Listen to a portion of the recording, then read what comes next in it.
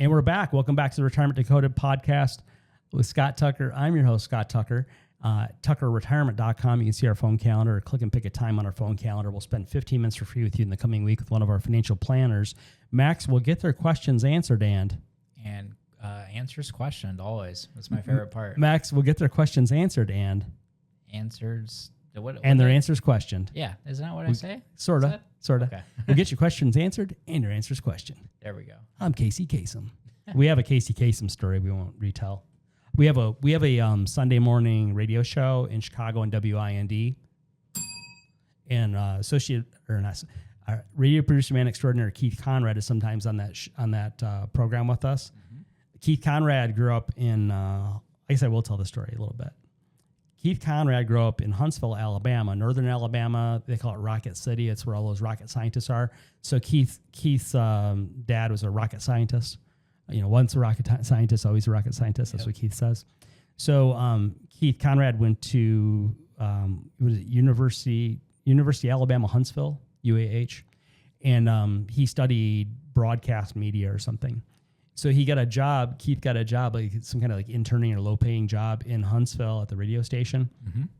And back in Keith would have probably been around the year 2000. Yeah, he said it was around the year 2000. They still had Casey Kasem's weekly top 40. Now, I'm 53 years of age. If you're my age or more experienced, you remember Casey Kasem in the weekly top 40. It was on every Saturday or Sunday, and it was like a 3-hour show. Oh, wow. And you didn't have so much of the interwebs. You kind of did and kind of didn't.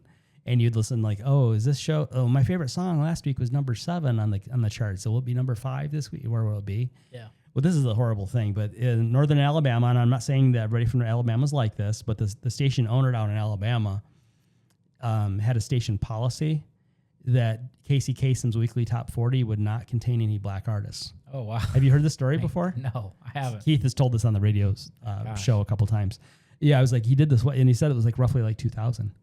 And I'm like, isn't that crazy? That was only insane. 26 years ago. I know it was a long time ago, but it's like the Civil War was 150 years ago or something. I mean, we're still doing this. However long ago, longer than that. Way longer than that.